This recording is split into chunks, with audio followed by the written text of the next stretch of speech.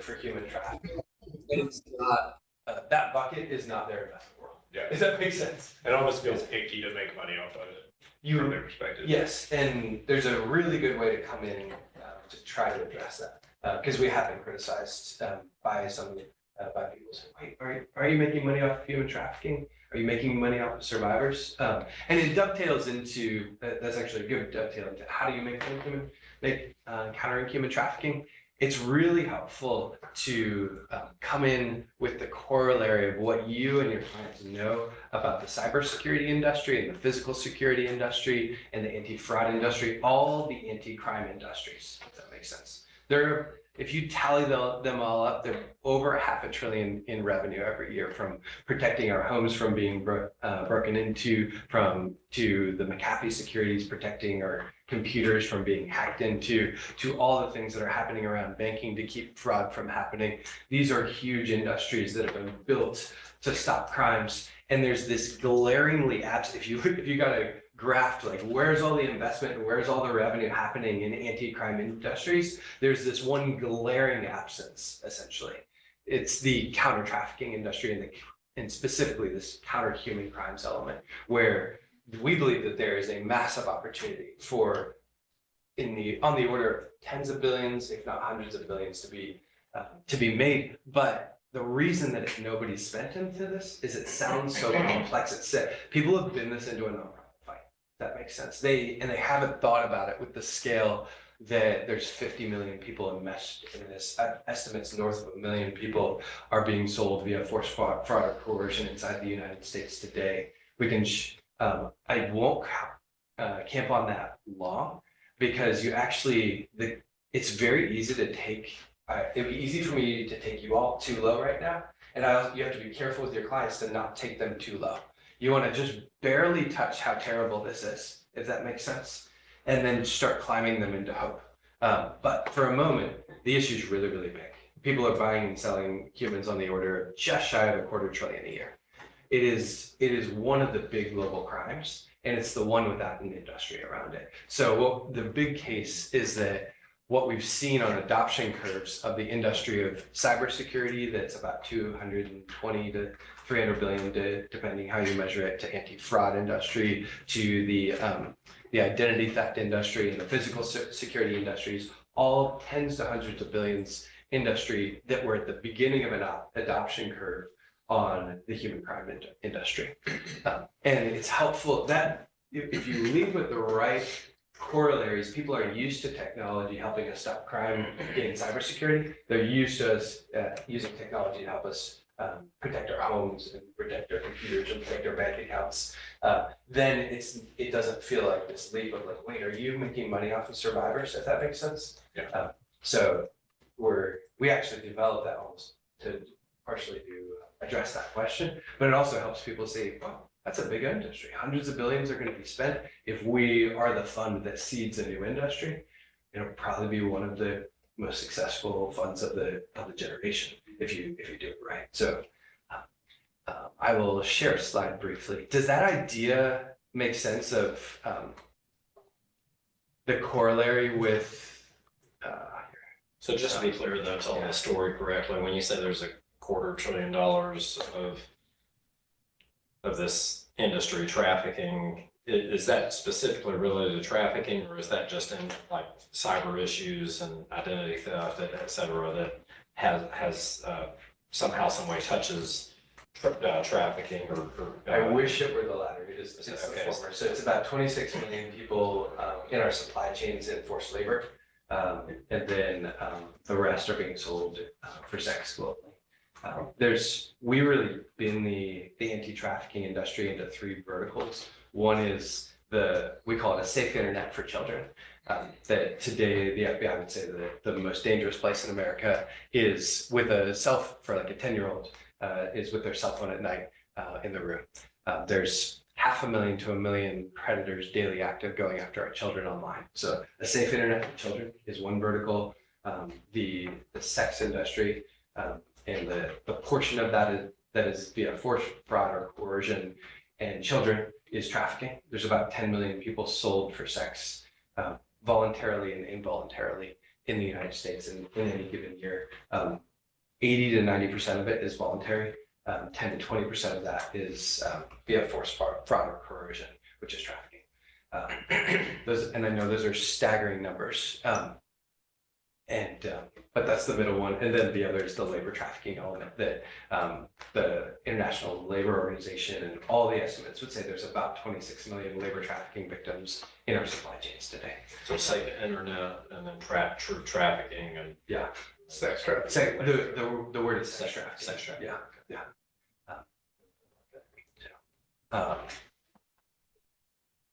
So if you come in from the cybersecurity industry, if you study when their adoption, are you familiar with adoption curves where you have these early adopters and then you go through a huge climb and then you have your late adopters? The early adopters phase turned into a massive climb for cybersecurity in the 2005 to 2010 region when the courtrooms started hammering companies for not doing anything about cybersecurity. And when the regulators started saying, you need to do something about cybersecurity. And that's exactly what we're seeing right now in the human trafficking vertical. JP Morgan paid $290 million for being the bank to Jeffrey Epstein sex ring. TD Ameritrade paid $3 billion for being the bank to the cartels that are running these crime rings. And Red Roof Inn paid $29 million for being the host location for a sex ring. There's 42 hotels in court working through court cases around human trafficking right now. So the courtrooms are doing exactly what they're supposed to kick off an industry. Does that make sense? It worked with cybersecurity and turned into, it's closing on 300 billion per year. We believe that it's going to work again. All the corollaries, if you study what was happening in cybersecurity before it just took off into tens of billions of revenue, was exactly what we're seeing in the courtrooms and then in the regulators as well. If you see, Australia just banned social media for anybody under 16. The EU corporate directive came out and said every country has to look into every big company has to look into their supply chains and eliminate slavery. We're pushing TikTok and they're saying they'll spend $2 billion trying to address security or safety on their platforms. All the things that the government is supposed to do to produce the pressures that create an industry are happening right now. That's not political statements. Like, it's actually a very, very purple issue. Like our friend Ashley, who's in the portfolio, has a far left senator, far right senator coming together and wrote a $150 million bill to get funded this work on anti-trafficking in all 50 states. It's a truly purple issue. There's nobody but traffickers on the other side of this issue, which is one of the reasons it's one of the most fun impact investments to bring to a client base. That you don't have to, I would pretty much guarantee you don't have to worry that anybody's going to be offended that you're bringing up this issue. Your risk is that you wouldn't, that it would sound too good to be true, if that makes sense. So this is, yeah. This is Tucker in Annapolis. Yeah. I feel like you have a hard job today. You're doing two things. One, you're educating us about what is the issue, and then also how we can try to be a part of the solution, have our clients part of the solution. Is there a clear, I don't know, something written about what the issue is? Like all the trafficking, the different silos, like that we could actually see and explore so that we can better understand, because this is the answer to a question. I don't think I totally understand the question yet. Does that make sense? It does. And honestly, that's why this pitch is so hard and why you need to, it takes a lot of elegance to get through in like a 20-minute conversation, because you have to get through the problem, which is, if people aren't exposed to it, is going to shock them. Like trying to grip, like you all are probably wrestling with my contention that 1 million to 2 million people are being sold for sex in the United States via force, fraud, or coercion. That's banging around in the back of your heads right now while you're starting to try to use the part of your brain that assesses whether we're good at investing, if that makes sense, you know? And the same thing's gonna happen to your clients. We've been thinking about writing a white paper on this, and that question kind of pushes me towards it probably would make sense. There's, we also have, there's a 12-minute video that Faith Driven Investor just made that that you all can start using one-on-one. We can't, and it's not like fully approved, so, but I'm willing to have it be used in one-on-ones. That's 12 minutes of kind of outlining the overall issue and framing up the Eagle Freedom Fund. They fell in love with what we're doing. It'll be at the heart of the Faith Driven Investor Conference. That's probably this question that you're bringing up, that it's going to take some wrestling. That's the case for sending them that video and before a client meeting and saying, hey, will you watch this 12-minute video, and get them to start grappling. And if they're a researcher, they'll start Googling, is that real? And start to wrestle with the issues before you come in and say, hey, I think you can make a bunch of money doing this, if that makes sense. Where's that video? I'm about to send it. Okay, thank you. I'm glad you brought it up though, because I think in some ways that's the core of why this is a hard pitch. If you get there's plenty of evidence that you can make a lot of money, that you can answer all those questions. It's the arc of what you have to get done in a fairly short conversation. You're bringing up a brutally emotional issue, trying to process through that, and then climb out to huge hope that we can not only decimate it, but also make a bunch of money doing it. It's a lot of ground to cover in, like, you're probably not allocating an hour of a client meeting to that, if that makes sense.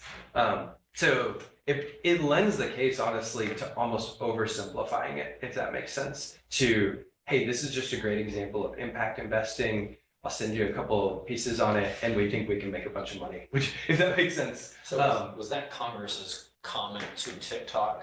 Is that the quote? It appears that was Congresswoman Blackburn's comment to Zuck. Oh, okay. Yeah. For Facebook. Yeah. Gotcha. You said Blackburn? Yes. She. Yeah. Never.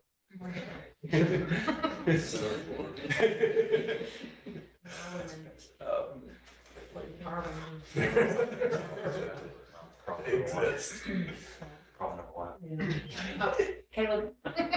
I can share some other. I'll research a couple options for. Hey, this is the overall anti-trafficking trafficking problem globally, so that they can wrestle with that.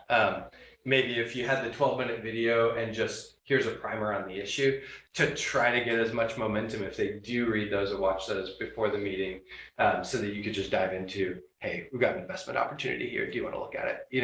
And to Tucker's point, it'd be helpful to see like the silos that you see, like an attack, like where you can attack. I mean, labor, sex trafficking. Is that going to be counterproductive to the narrative of leading with alpha though? Like if we send them a video, like, hey, watch this, and then they're like, what the hell is this? I think you may succeed the most by keeping it really, really simple. Yeah. But having in reserve, like, oh yeah, if they dig into, like, how does this relate to cell phones? How does this relate? Is this labor? Is this sex? You could be like, hey, I've got a white paper on it. It's there. And it's nice to only share 20% of what you know, if that makes sense, because you know that you're already in reserve if they dig, if that makes sense. Yep. But I'm going a little bit deeper here, which touches a bunch of questions. But I'll move on, if you're okay with it, from, hey, we've got a thesis here, and long and short, if you put in a picture, there's an S curve that we believe is happening. That's the thesis for the fund. We believe we're right at the beginning of the S curve. If we're right, there's a tens of billions industry about to emerge, and we're seeding it, if that makes sense. And that should be very profitable. I'll dive into a couple examples so that you can get your picture around the types of companies in the portfolio, and then I'll go into all the questions. How are we doing on time? Are we? Clocks, you're still good. Okay. This is a map of Dallas by Dark Watch. This is a company we co-led the investment round. They've mapped 32,000 brothels run by 200 crime organizations across the United States. This is a dot plot of Dallas, so kind of picking on my own city. There's about 430 open illicit massage brothels. So this is places where on the right you can see Star Studio. The software is reading 109 reviews on the internet where somebody is saying, this is the sex act that I paid for, and this is what I thought of it. So this is very high likelihood that Star Studio is not an upstanding place that you want to buy a gift certificate for Christmas. This is a brothel. Why does that become a business? It becomes a business when TD Ameritrade pays $3 billion for banking the cartels, because a vast majority of those 430 brothels are run by cartels. It becomes existentially important for the financial industry to get their hands around where they're doing business with the cartels. It also touches on, if people dig in on you, one of the questions you'll get, I'll pause for a second, is, so you debank the trafficker, who cares? They're going down the street. Like, they'll, especially if they've kind of given into the issue and thought about it a little bit, they'll start pushing you on like, great, you have a dot plot and you're debanked a couple of them. Like, what does it really matter? And the theory of change here is understanding that traffickers follow the money completely. It's a financial crime. They are entrepreneurs in the worst sense of the word, and they have revenue lines on one side and expense lines on the other. And you can get two insights for how you win the fight against human trafficking from that. One is, if you want to beat them, you don't actually have to arrest them all. But if you pull down their demand on one side, pull down their revenue, push up their expense on the other, if expenses cross revenue, you decimate human trafficking. So we dream of a day when we've debanked the trafficking industry, when they're buying and selling people on dirt corners, trading off-brand cryptocurrencies and gold bars, and we've just skyrocketed the expense of and reduced the customer experience, for lack of a better term, so that we break their business model, if that makes sense. And if people hear that, it's a very good answer to the does this really make any difference question.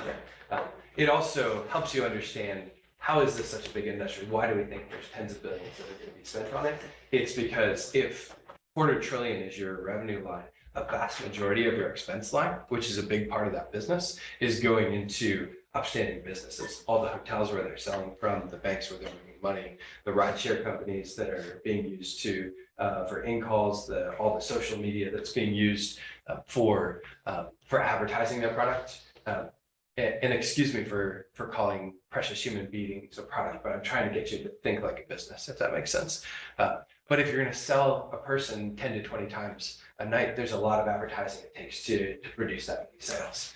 That we're in a low-hanging, this is why I say we're in a low-hanging fruit when I say all these other crimes have entire tens of billions of dollars industries built around stopping them. That Star Studio review, that's on the clear web. It's not on the dark web. We're in a low-hanging fruit. We have not created the industry yet to find and stop this, which creates incredible opportunity. This is a artificial intelligence company that we believe is actually going to be the leader in pattern recognition.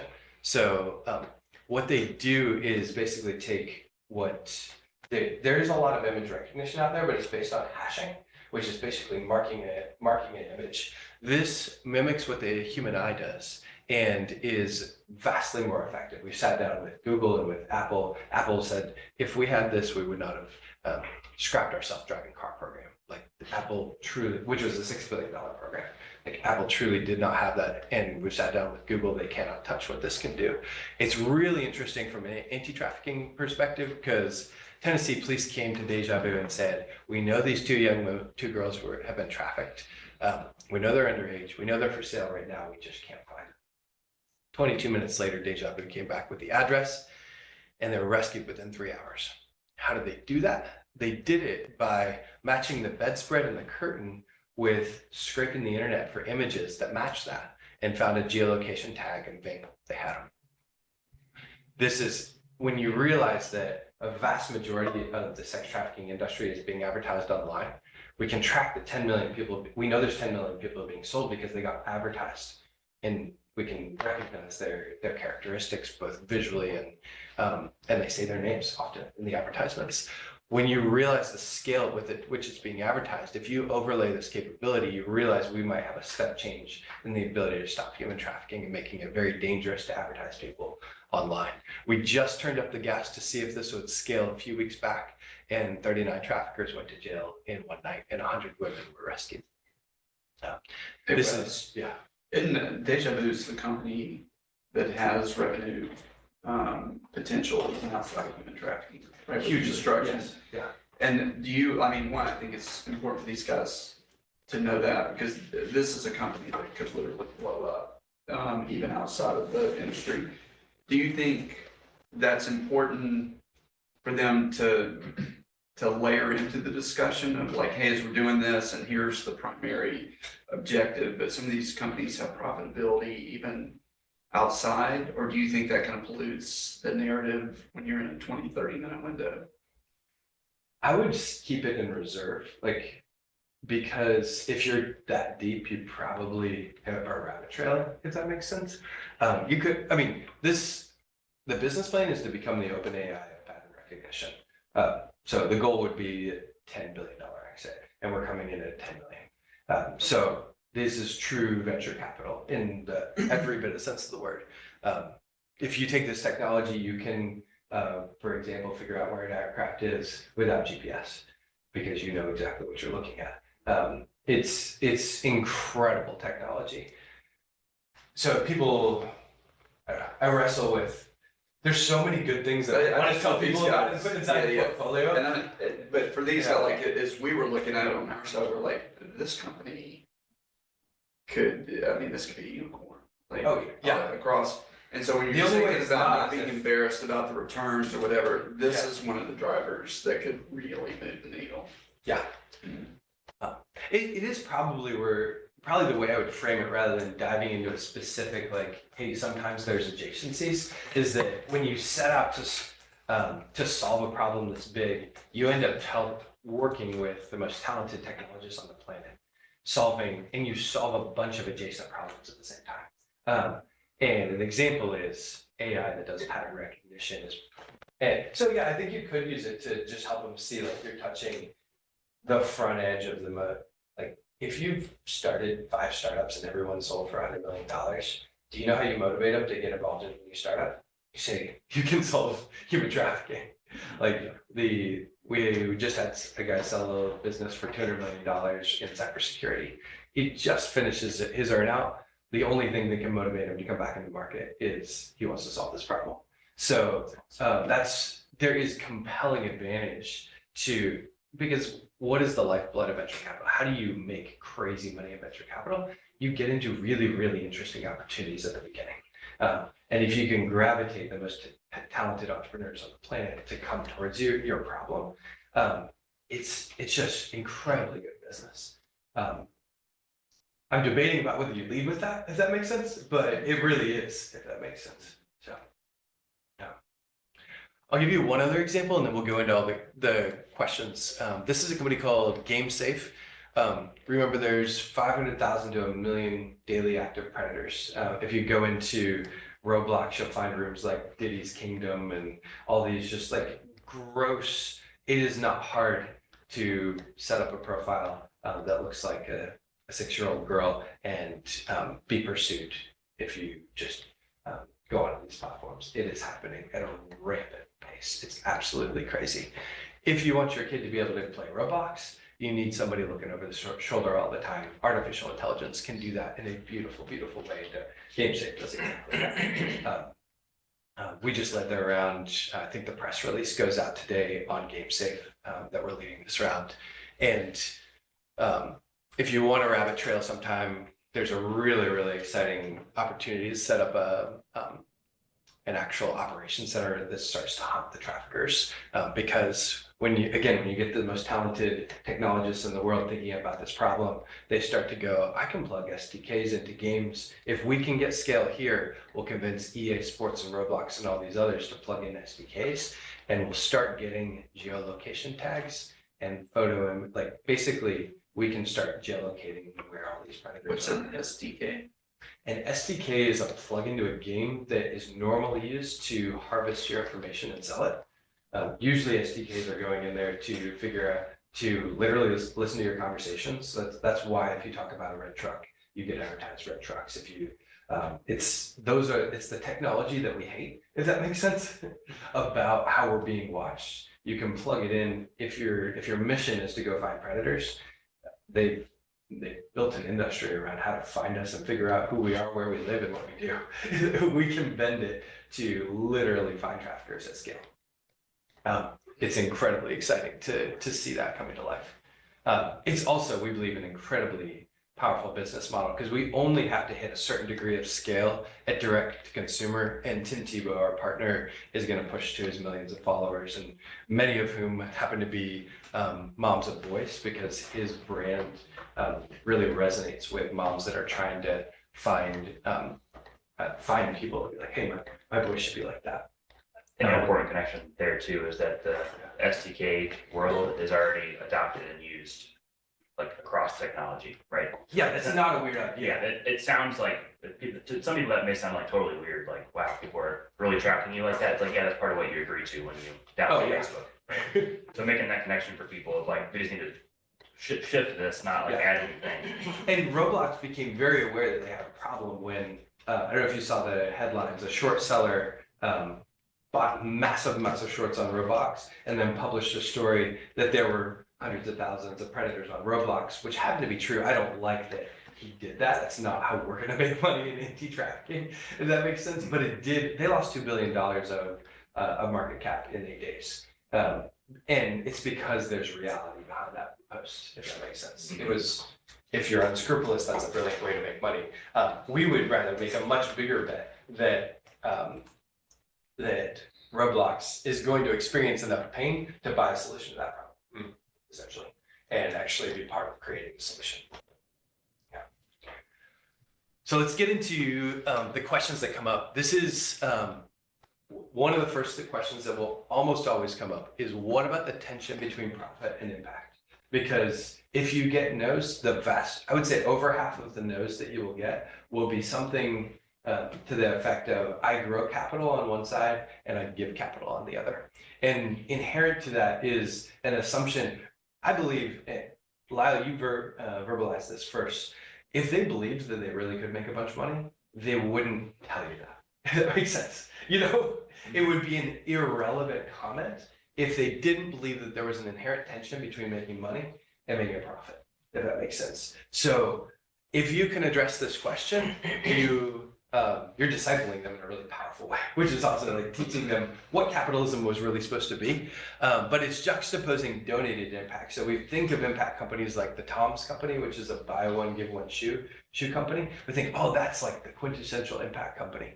But they get literally donations were their impact. And people, it's very hard to break people that are very entrenched in donation is how you make impact, to help them see capitalism is actually where massive impact happens. Like, you really want to scale a solution to a problem. So like, this is Daniel on the right. His company is helping refugees and survivors of trafficking and other vulnerable populations to be placed into incredible jobs. He's coming in January. Yeah, we just got a yes from yesterday. He'll be profiled in our event. In Nashville. He's in Birmingham.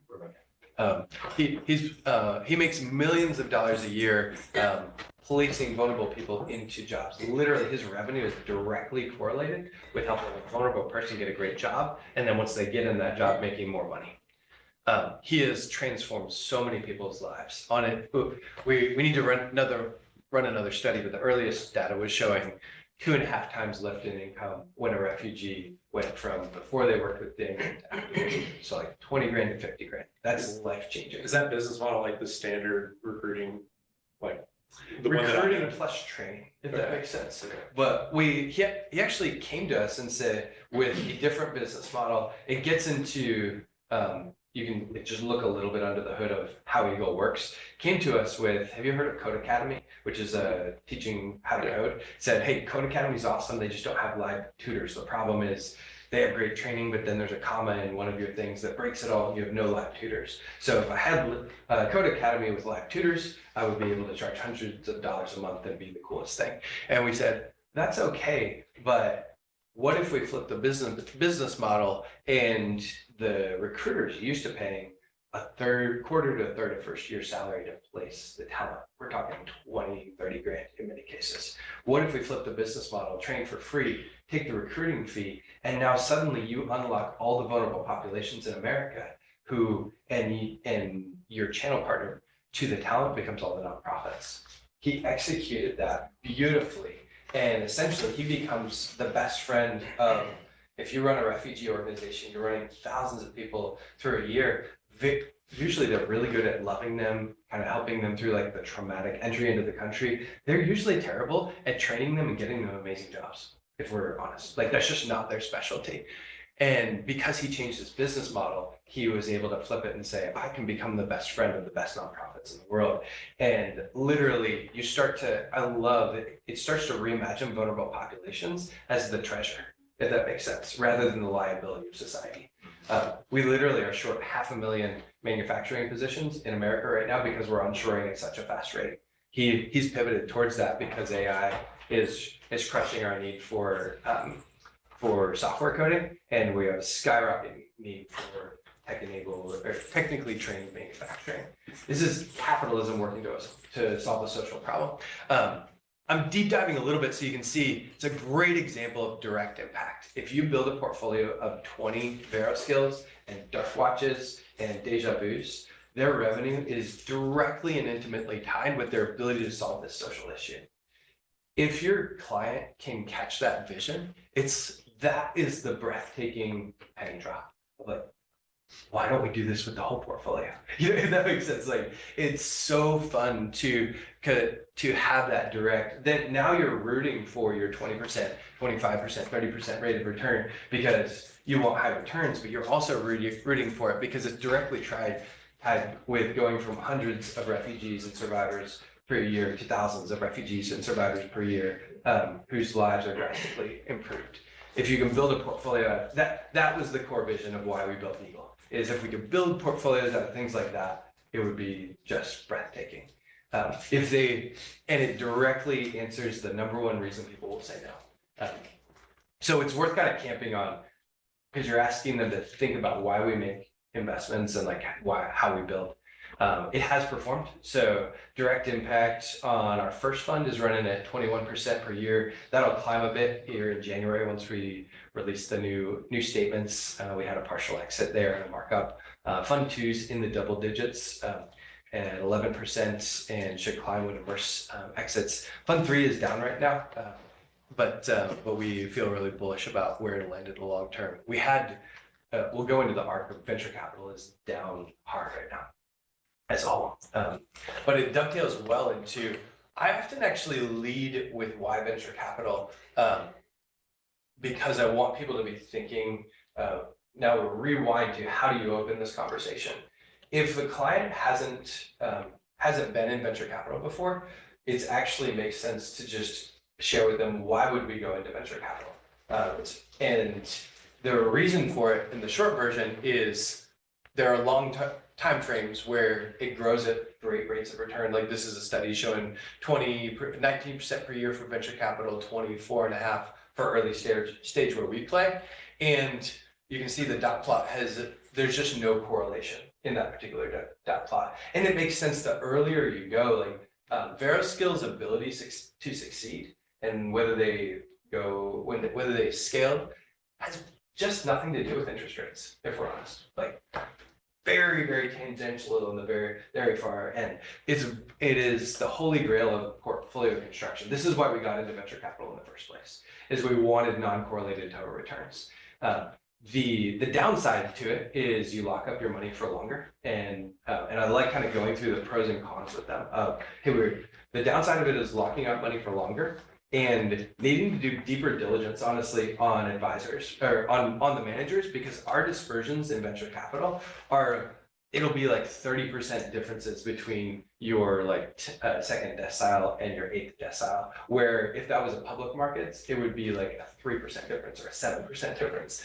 It is a much bigger deal which manager you partner with in the private markets. And there's extra paperwork. What I love about this is that most of the downsides about venture capital you can mitigate as an advisor team.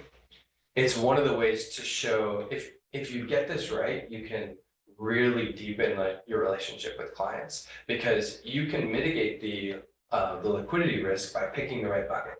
Like if the client shouldn't be going into this unless there's a bucket that doesn't get touched for 15 years, if we're honest. But you know what that bucket is, and if you show them that bucket and say, I'm not going to let you touch that bucket regardless of what we put it in for 15 years. So why not go get the liquidity premium, if that makes sense, and try to boost returns with that.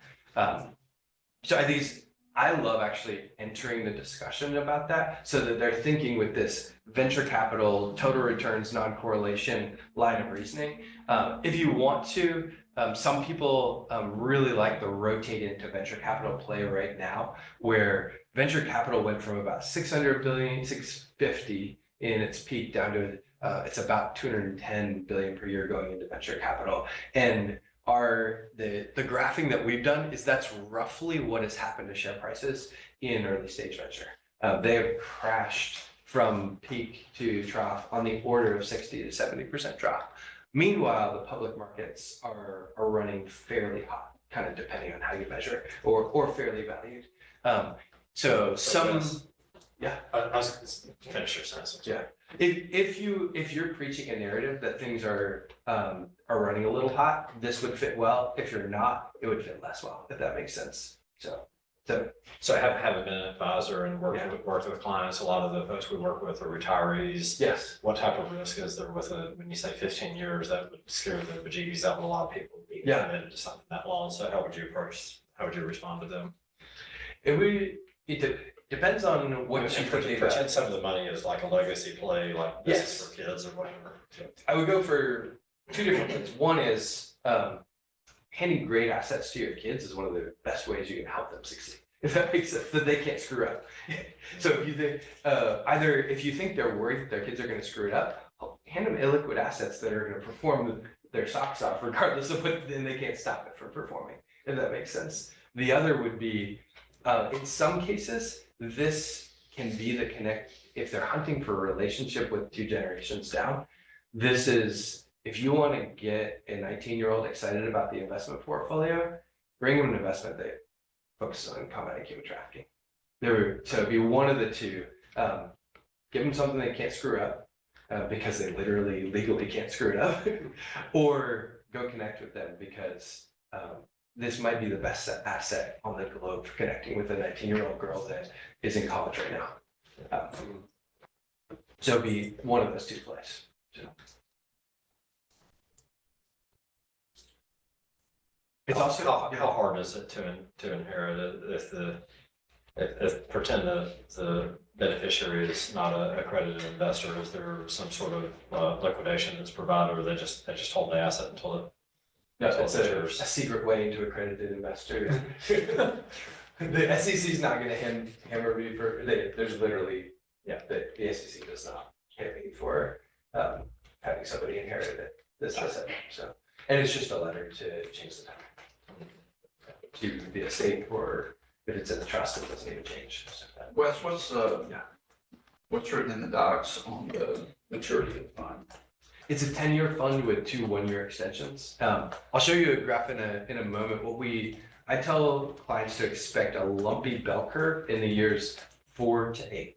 Like our fund 1 has returned to 80% of capital. We should have all your capital back in your hands in 5-6 years, honestly. And it's the multiples that should be coming in those latter years. If we're doing our job, like this is our ideal scenario. We don't want to make promises or make it sound too good to be true.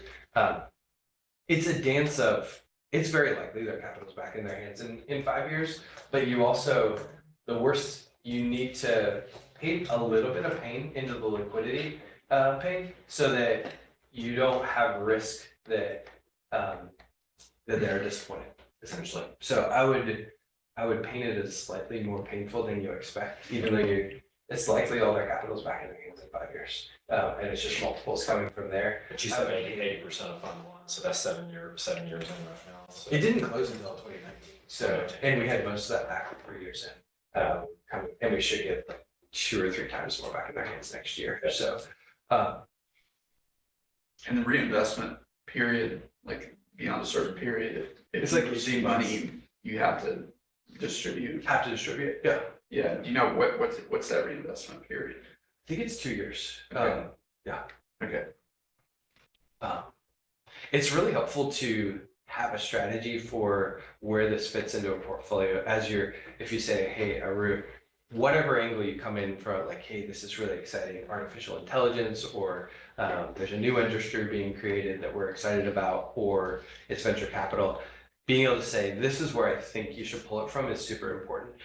The three places we see it pulled from are small cap growth. If you think things are a little hot in the public markets right now, taking a chunk from public to private in small cap growth is a really fun rotation, if that makes sense. The other is the alternatives bucket. If you have an alternatives bucket, we're just competing against other alts, and we compete well. And then if you have a DAF, this is where non-accredited investors can play. So we can take down to 25. It's a $250,000 minimum. Normally we can take down to 100 grand sometimes, but try to think of it more like a $250,000 as the normal. Philanthropically, because we're limited but to 99 investors in the fund. Impact Foundation and NCF and Waterstone are already investors. They can plus up their investment without burning one of my slots. If that makes sense. So we can take effectively as low as you want or as low as they're willing to do. If that makes sense. Do you work with NCF through Impact? Direct and through Impact. It kind of depends on the size of NCF doesn't like to go through the hassle unless they comes over $1 million. So,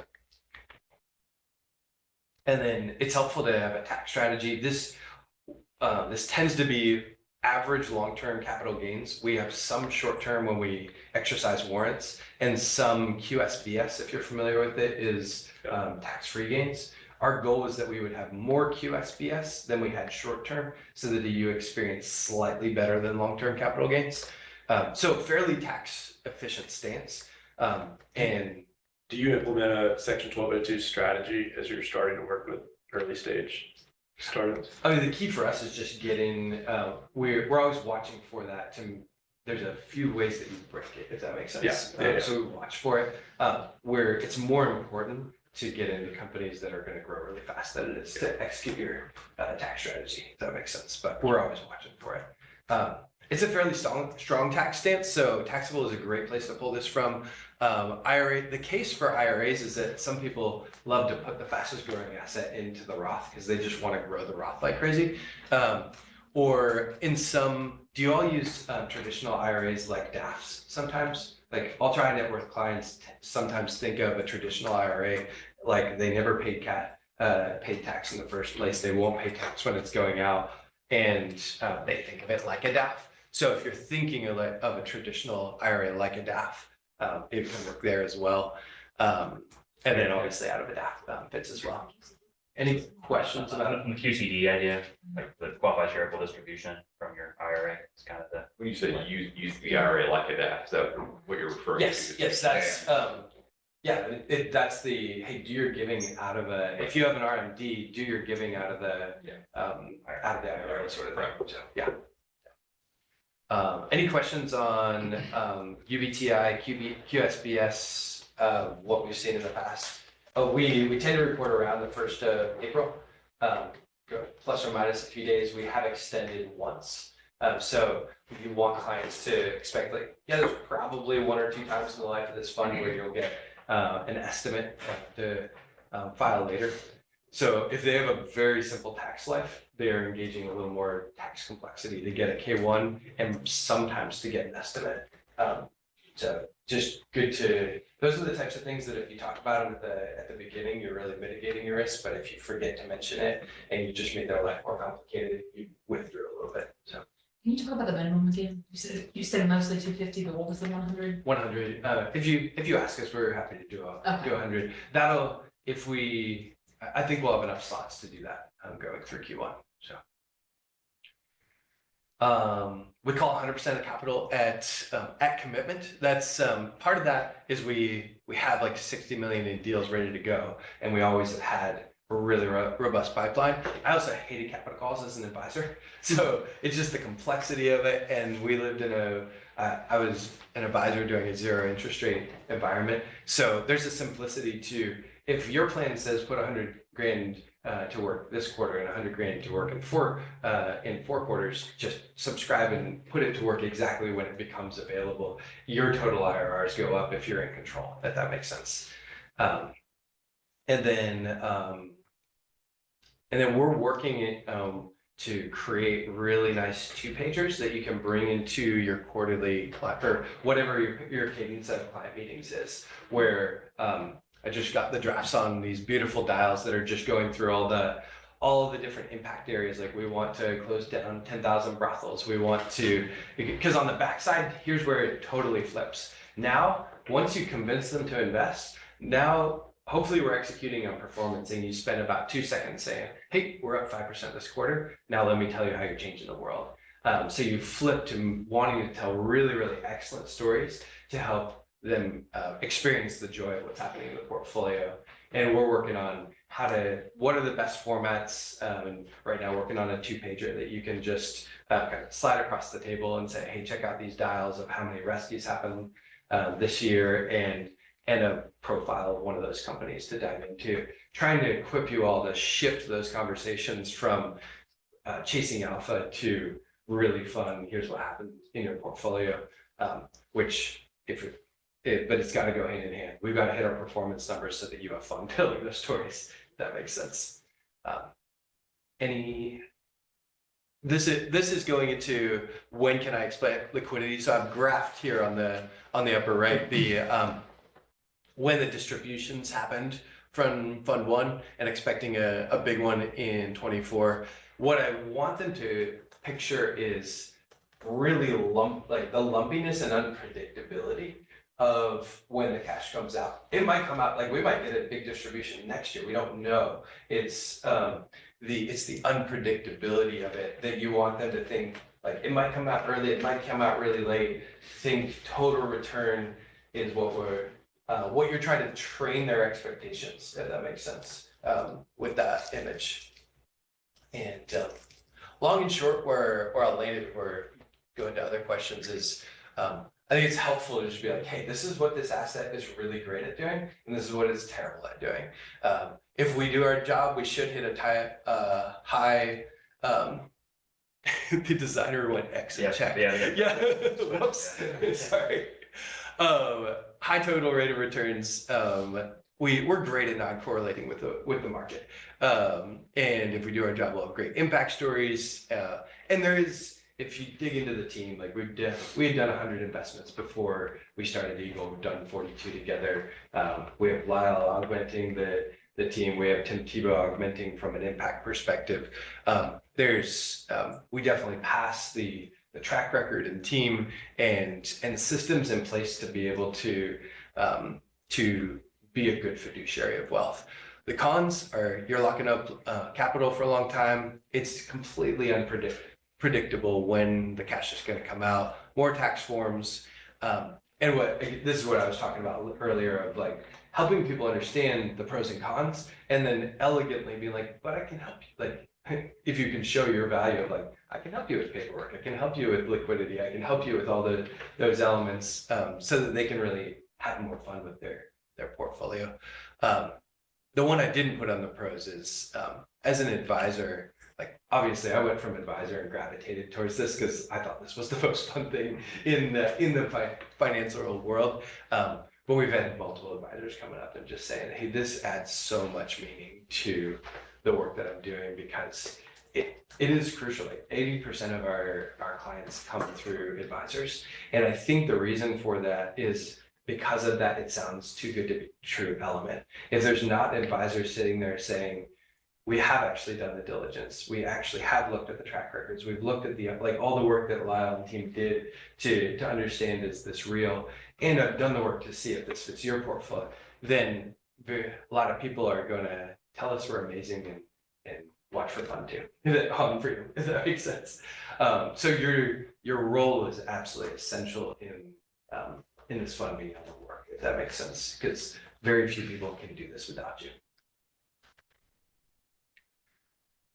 That's what I've learned on presenting the Freedom Fund hundreds of times and being in front of clients a bunch of times. Mm-hmm. So.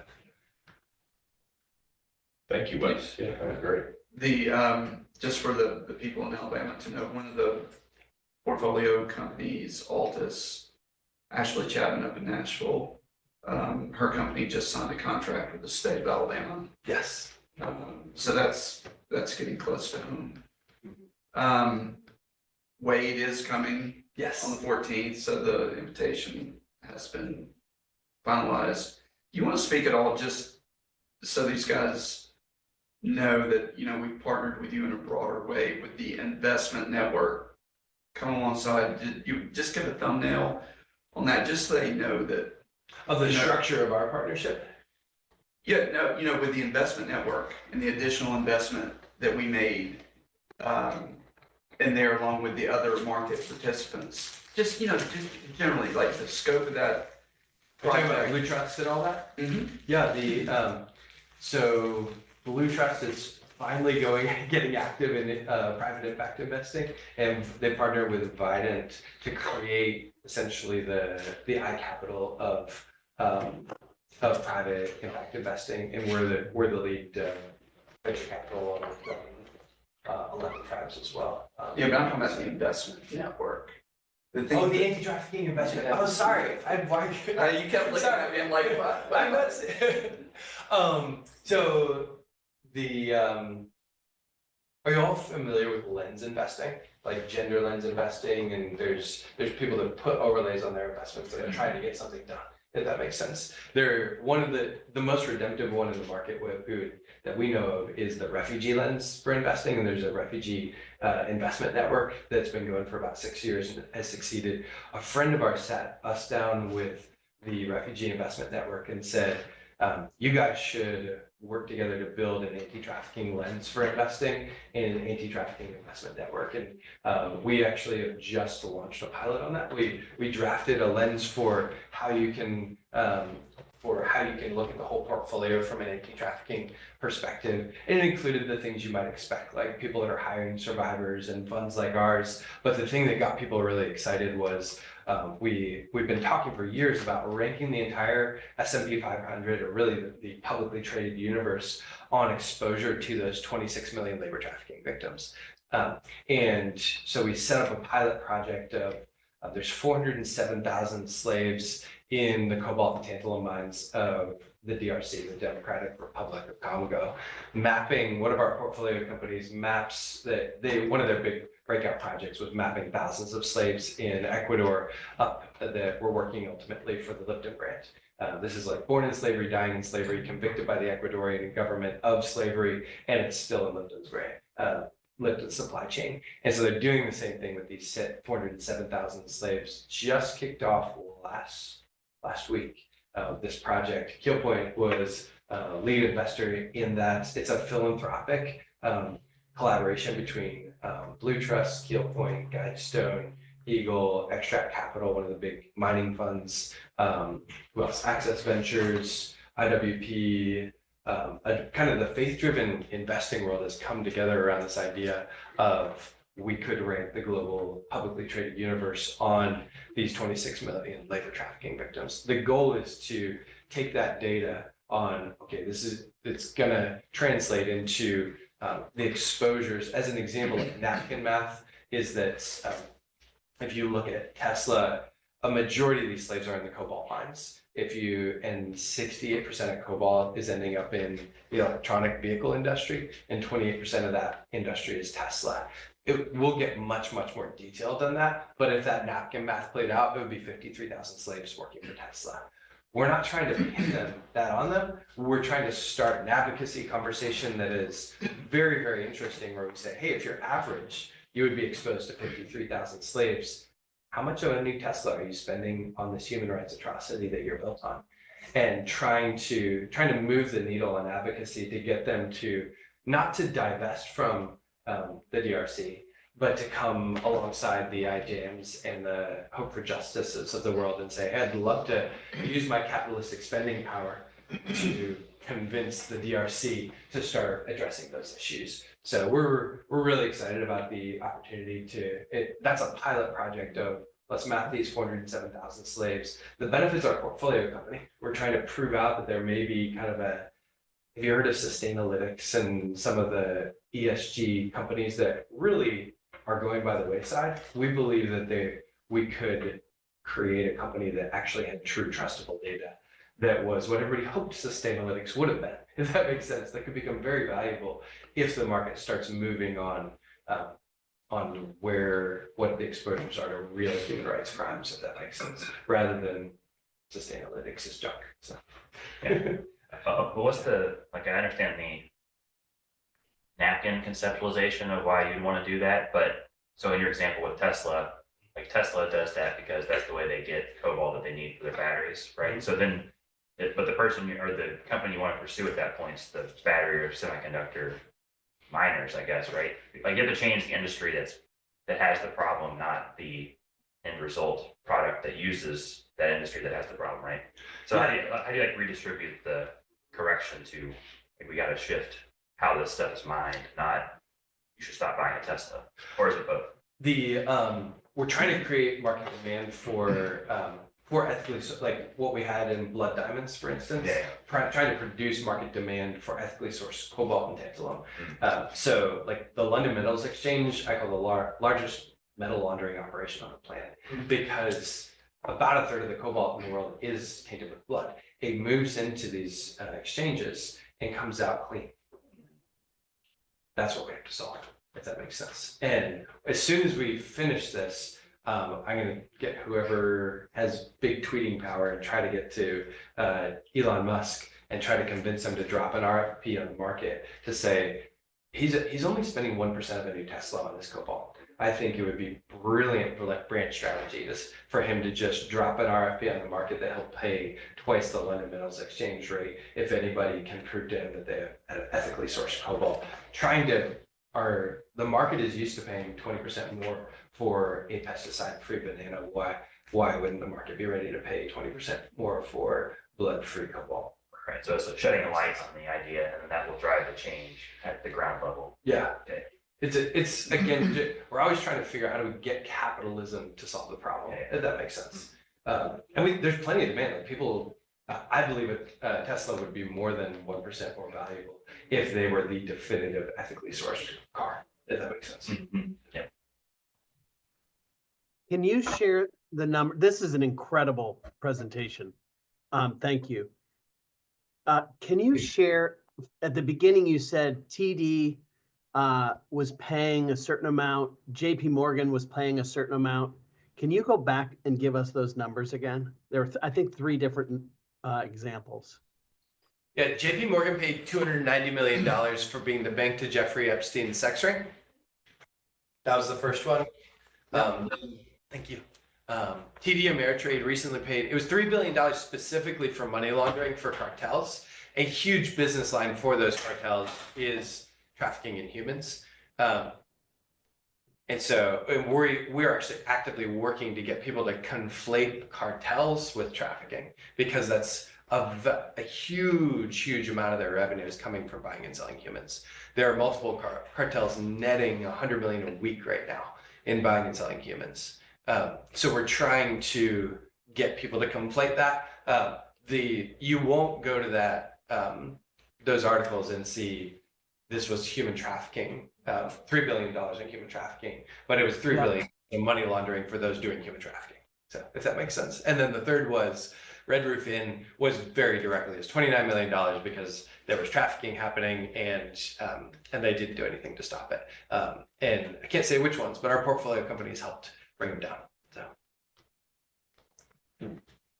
So Wes, just a simple explanation, how, from you, how would the bank, JP Morgan, have been responsible to know that Epstein was doing what he was doing? They, without going into the details of the court case, in our solution, if Darkwatch doesn't just have the names of all those companies, they have the Zelle handles, the email addresses, the phone numbers, the identifying information of mapping who the cartels are. They need tech-enabled. That's where the courtroom produced the pain. They're turning to the industry and saying, okay, I have 2 million account holders. How do I figure out which ones are bad news? That's where they're in the conversations with Darkwatch about, you can run every phone number in their system against the phone numbers in Darkwatch's system.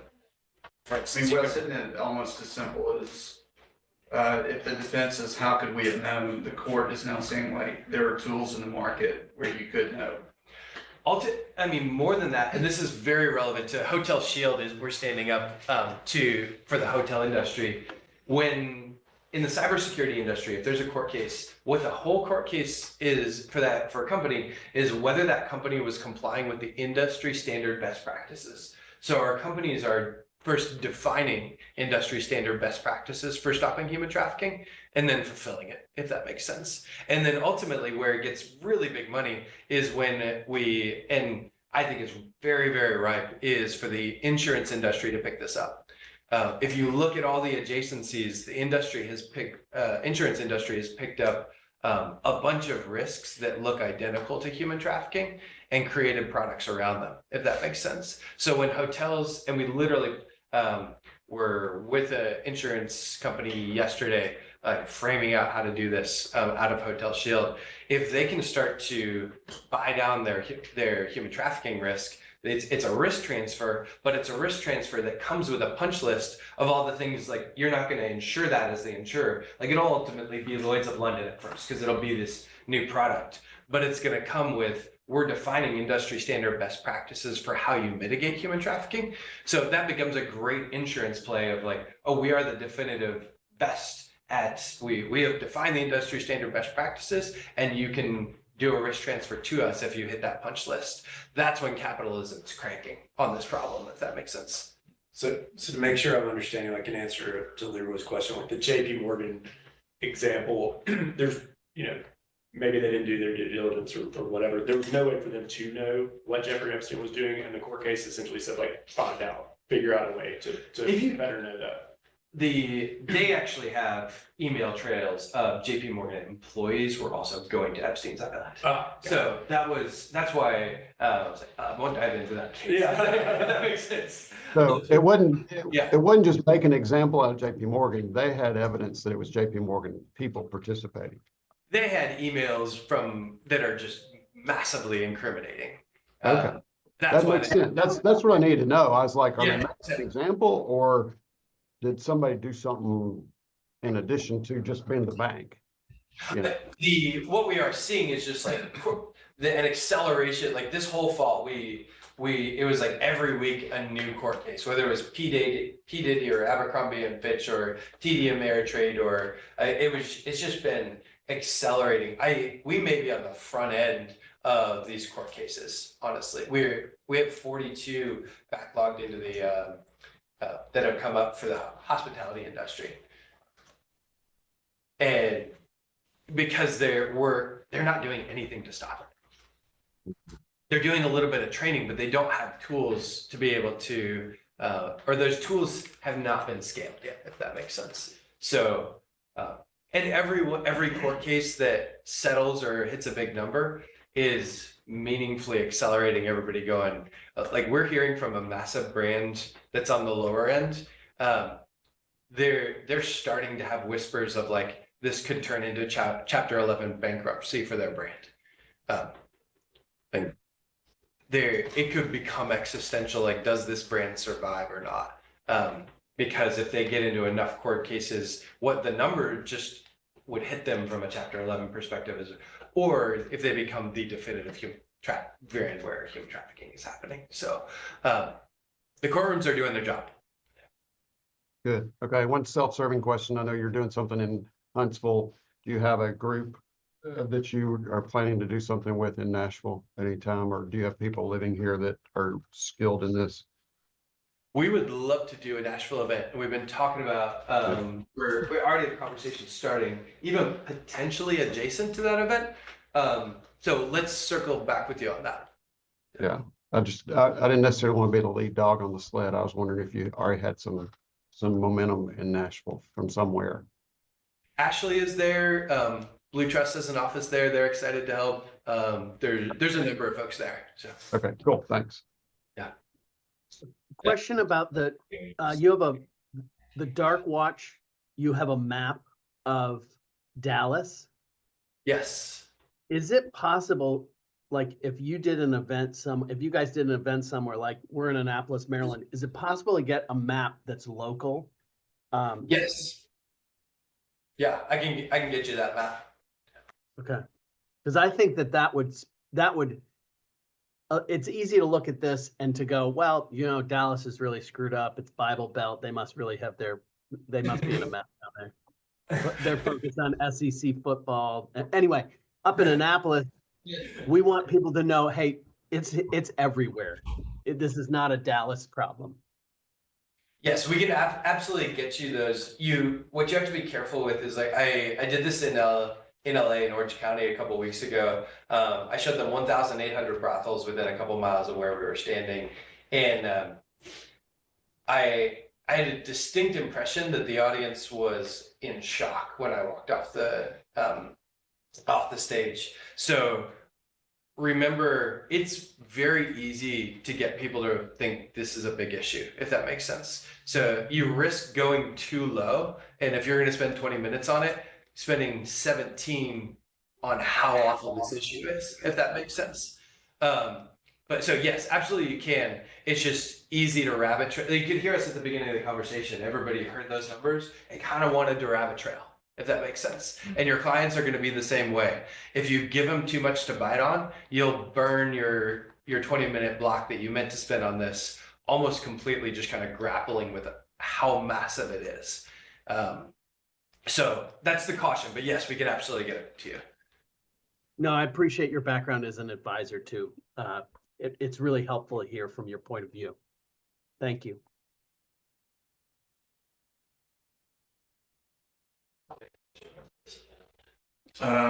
We don't have anybody RSVP right now, but we're thinking 30 to 60. I assume the answer to this is no, Lyle, but I assume there's no way to get this on our Kill Point 401k platform. I'd love to invest at the corporate level. That would be incredible. That would be incredible. Yeah, no. Yeah, I think so. I don't think so. Help me convince Crossmark to put it in their or Guidestone to put it in their 40 Act funds. Yeah. We ran down the trail with Guidestone a couple of years ago about trying to put impact into their global impact fund. Mm-hmm. But nobody's bid yet. So. Would be mismatch. Yeah, a little bit. But IRAs is approved and Fidelity's approved it. Yes, it is on Fidelity and Schwab, which is a key. Well, appreciate you all so much. We literally can't pull off this vision without you all. It's incredibly important. And I've sat in your shoes, so I know it's hard. But it's I think it's also one comment I'll leave with that the only client that I've ever had actually in tears over the impact was a very far left-leaning non-believer. So I think one of the most fun things about this story is that you beautifully don't have to lead with your faith, but that it very naturally comes up. I don't know if everybody has a faith background in the conversation, but it's just something we all agree on, but also kind of dovetails into conversations that you would love to have about why we invest and what's the purpose of capitalism and things like that. So it really works well across the spectrum of who you're talking to from an impact perspective. And if you can go around the potholes of talking too much about impact or liquidity and things like that, it's worth stepping around those to have a lot of fun with those clients. Thank you all. Thank you. Thank you, guys. We call this early stage piece. Yeah. Lyle, just for clarification, AI, is that correct? AI, yes. All right. Thank you, Wes. Take care. Thank you. Appreciate it.